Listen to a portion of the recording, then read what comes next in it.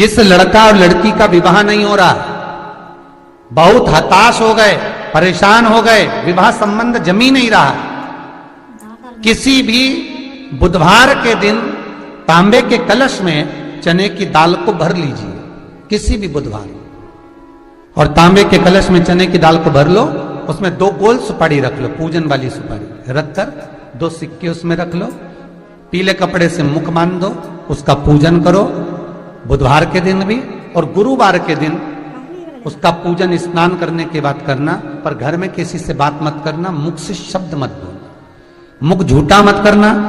पूजन करने के बाद उल्टे हाथ पर कलश को रखकर सीधे हाथ से ढककर कोई ब्राह्मण के घर में जाकर साथ में किसी को ले जाओ, बिना बोले, बिना बात करे, बिना कहे, साथ जाकर ब्राह्मण का दरवाजा बजा दे, बात कर ले और में गया वो, पर तुम्हें नहीं बोलना है। और वो कलश ब्राह्मण के अपनी कामना कर कर वो कलश का दान दे दिया जाए। महाराज ज्यादा से ज्यादा 4 महीना 3 महीने के अंदर विवाह संबंध पक्का हो जाता है।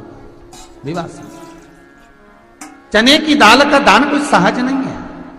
जिस नारी का रजोधर्म के अंतर्गत नारी को जो जो परेशानियां होती हैं, कोई के 8 दिन पहले, 4 दिन पहले, 3 दिन पहले कहीं ना कहीं रजोधर्म के अंतर्गत जो बीमारियां होती हैं, उसके लिए महाराज 7 चने की दाल के दाने तुलसी महारानी के सामने कटोरी में रखकर तुलसी के 3 पत्ते उसमें डालकर अपनी मनोकामना कर कर तुलसी में 3 बार जल छोड़कर वो तुलसी और वो चने की दाल ले जाएं और उसको धीरे धीरे कर कर एक एक कर कर सुबह शाम दोपहर में उसको खा लीजिए। रजो धर्म से जुड़ी हुई परेशानी समाप्त।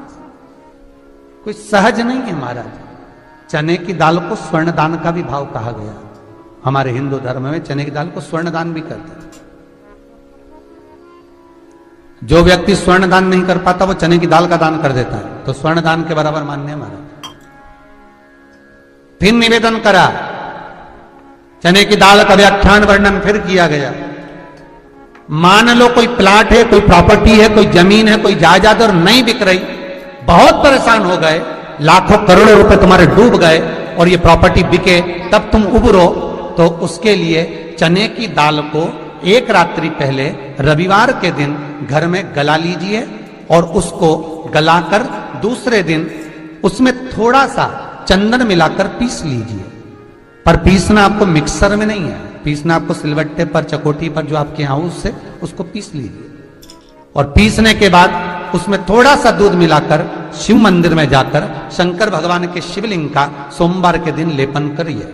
लेपन कर कर अपनी कामना कर कर शिवलिंग पर 3 उंगलियां लगा लीजिए महाराज, अपनी कामना कर कर। जो 3 उंगलियां आपने लगाई है, उंगली हटाते समय चंदन के लेपन को जो लगाया आपने, चने की दाल का लेपन, स्वर्ण का लेपन, उसको हम कहते हैं स्वर्ण लेपन, उसको लेकर आ जाइए महाराज। उसको थोड़ा सा लेकर आ जाओ, एक किसी भी फूल में उसको लगाकर जो जमीन, जो प्रॉपर्टी, जो जगह बेचना है वहां पटक दीजिए महाराज। उसके ग्राहक आना चालू हो जाएंगे और वो प्रॉपर्टी शीघ्र बिक जाएगी। अपनी कामना के अनुसार बिकेगी कि कितने में आपको बेचना, अपने अनुसार।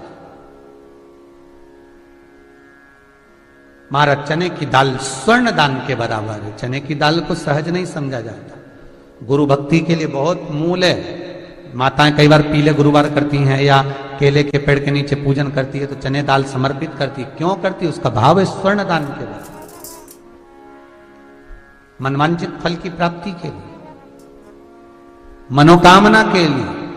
जिस जमीन में फसल कम होती हो, जिस जमीन में प्रॉपर्टी के अंतर्गत कहीं लाभ नहीं मिल रहा हो, जो कई लोग वो जमीन की दलाली का काम करते हैं ना, जमीन बेचवाते हैं, खरीदवाते हैं और कोई लाभ ही नहीं मिल रहा, कई दिनों निकाल दिए, साल निकाल दिए, कोई लाभ नहीं हुआ, तो निवेदन है शंकर भगवान के मंदिर में शिवलिंग पर 108 चने की दाल समर्पित करो। उस 108 चने की दाल को प्रदोष के दिन शाम के समय समर्पित कर कर उस दाल को उठाकर लिया, जेब में पीले रुमाल के साथ उसको बांध कर रख लो। किसी प्रॉपर्टी का सौदा कराने जाओ, उसको पटक कर लेकर जाओ, आपके लाभ होना चालू, सौदे होना चालू, आपको कमीशन मिलना चालू। एक शमी का पुष्प और एक जल में मिला हुआ दूध जल में मिला हुआ दूध और एक शमी का पुष्प। थोड़ा ध्यान देना कथा की ओर, बहुत भाव से श्रवण करिएगा। एक जल में मिला हुआ दूध और एक शमी का पुष्प, ये दोनों महामृत्युंजय के जप के लिए, महामृत्युंजय अनुष्ठान के लिए, महामृत्युंजय मंत्र के लिए बड़े प्रबलता का कार्य करते, बड़े प्रबल। ध्यान दीजिएगा, जब आपको लगे कि आपके परिवार में अगर कोई दुखी है, किसी को बहुत कष्ट आ गया, कोई बहुत ज्यादा कर्जे में लदालूम हो गया और उसने विचार करा कि मैं तो मर जाऊं तो अच्छा है, या मैं सुसाइड कर लूं तो अच्छा है, अब उनसे निवेदन रहेगा कि मरना मना नहीं, पर थोड़ा प्लान लेट बनाओ मरने का। हम ये नहीं कर रहे कि तुम मत मरो, पर थोड़ा प्लान लेट करो। आज मरने का विचार करा है तो थोड़ा सा 15 दिन रुक जाओ, फिर विचार करना 15 दिन बाद, 20 दिन बाद कि मरूं कि नींद। पर एक कार्य जरूर कर कर देखना, रुद्राक्ष की माला से महामृत्युंजय मंत्र का जाप शंकर जी के मंदिर के सम्मुख में नंदीश्वर के पास में बैठकर शिव के सम्मुख को देखते हुए, शंकर के शिवलिंग को देखते हुए, शमी के पुष्प को अपने सामने रखकर एक बार महामृत्युंजय मंत्र का 108 बार जाप कर कर शमी का पुष्प उस पात्र में से, कटोरी में से उठाकर जाप पूरा होने के बाद शंकर को समर्पित करो। और शंकर को समर्पित कर कर फिर विचार करना, 15 दिन, 20 दिन, 1 महीना रुकना कि तुम्हें बाबा ने जो तुमने मांगा वो तुम्हें दिया कि नहीं दिया। उसके बाद विचार करना कि जाऊं कि ना। मरो मरो सब कोई कहे, मर के देखे कोई, मरो तो ऐसा मरो कि फिर संसार सागर में जन्म ना होई। बार बार मरोगे फिर जन्मोगे, फिर मरोगे फिर जन्मोगे, फिर मरोगे फिर जन्मोगे। ऐसा मरण और जन्म से पीछा कैसे छूट जाए, उसका क्रम धारण करना है। आ गया टेंशन, ऐसा कोई संसार में नहीं जन्मा जिसके मस्तक पर टेंशन नहीं आया, कोई चिंता नहीं आई, कोई चिंता सम्मुख में नहीं पहुंची, ऐसा कोई जन्मा ही नहीं।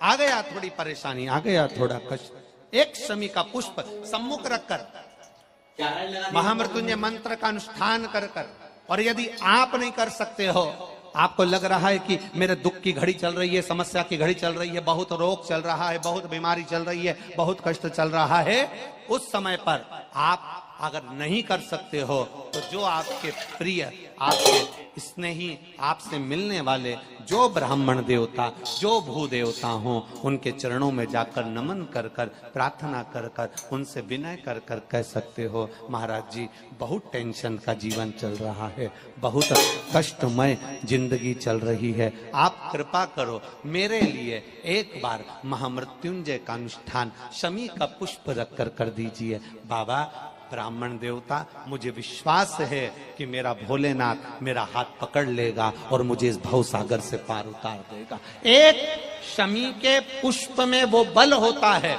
एक शमी के पुष्प में वो भाव होता है, एक शमी के पुष्प में वो आनंद होता है कि महामृत्युंजय के अनुष्ठान का, महामृत्युंजय मंत्र के बल का एक आनंद सुख हमें तुरंत प्रदान कर दे, तुरंत दे। जैसे बेलपत्री के मध्य भाग, थोड़ा ध्यान दीजिएगा, ये बेलपत्र है और इस बेलपत्र के 2 पत्ती और ये 3 पत्ती का जहां पर मिलन हुआ है, फिर अच्छे से देख लीजिए, बेलपत्र की 2 पत्तियां, ये 3 पत्तियों का जहां बीच में मिलन हुआ है, उस 3 पत्ती के मिलन की जगह पर केवल मिलन वाले स्थान पर चंदन लगाकर अगर हम 108 बार महामृत्युंजय मंत्र का स्मरण कर कर देव अधिदेव महादेव को समर्पित करते हैं तो मनवांछित फल की कामना हमारी तुरंत पूर्ण हो जाती है। वो महामृत्युंजय मंत्र हम तो यहां तक कहेंगे, यहां तक कहेंगे, यदि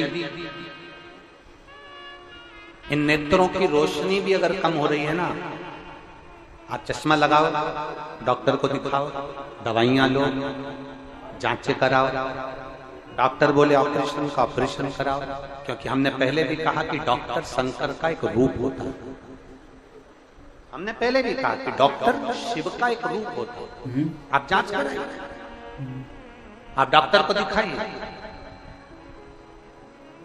13 मिनट हो गए। और जब डॉक्टर को भी दिखाते हुए आपकी आंखों में अगर आराम ना लगे तो फिर किसी शिव मंदिर में शंकर का शिवलिंग हो, जलाधारी हो, और वो जलाधारी का पानी, शिवलिंग की जो जलाधारी होती है वो थोड़ी मोटी होती है। बोलो बोलो, देखा है आप लोगों ने कि नहीं देखा है? जिसपे ये शिवलिंग रखा रहता है, ये शिवलिंग जिसपे रखा है वो मोटा होता है कि ना?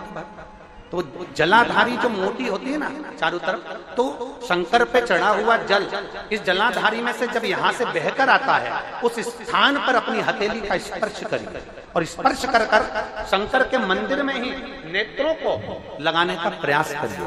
22 से 25 दिन तक आंखों में लगाने का प्रयास करना। 30वें दिन हमको पत्र लिखकर भेजना कि आपकी आंख की रोशनी बढ़ना प्रारंभ हुई कि नहीं, आपका चश्मे का नंबर ठीक हुआ कि नहीं। नेत्रों पर इस स्थान का महत्व है। ये गणेश और कार्तिकेय का स्थान, बीच में अशोक सुंदरी का स्थान, शिवलिंग, शंकर के ऊपर जो जल गिरता है, शंकर जी की 5 लड़कियां, जया, विषहरा, शामरीवारी, दौतली, देव, जिस पर शिवलिंग रखा है पार्वती जी का हस्तकमल।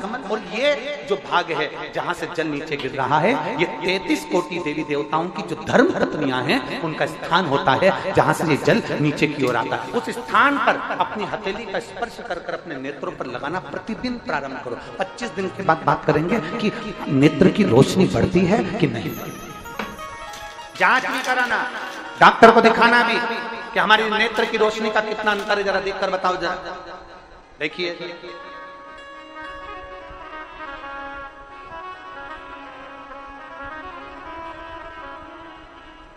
और मेरे भोले तेरा सहारा है, मेरे भोले तेरा सहारा है, मेरी नैया का तो किनारा है, मेरी नैया का तो किनारा।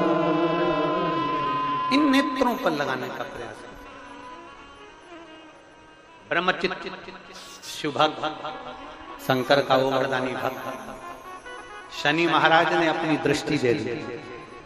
तकलीफ आई, दुख प्रारंभ हुआ, कष्ट आना प्रारंभ हुआ। शनि जब अपनी दृष्टि देता है कष्ट आता है। और ऐसा कोई व्यक्ति नहीं जिसपे शनि की दृष्टि नहीं पड़े। तो महापुराण की कथा कहती है, जिसको रात्रि में सोते समय या सुबह या ऐसा लगता है कि मुझे स्वप्न में सर्प नजर आते हैं, सांप दिखते हैं, कोई मरा हुआ व्यक्ति नजर आता है, उसको लगता है कि कोई डरावनी सी वस्तु नजर आती है, कोई श्वेत वस्त्र नजर आते हैं या कोई सर्प नजर आता है, तो हमारा शास्त्र कहता है शिवलिंग, जैसे ये शिवलिंग है पूरा जलाधारी पर रखा हुआ है, और जो शिवलिंग है, इस शिवलिंग के 5 स्थान ऐसे नियुक्त कर लीजिए। कितने स्थान? 5। चंदन लीजिए, उस पे एक चावल का दाना, एक अक्षत, वो भी चंदन में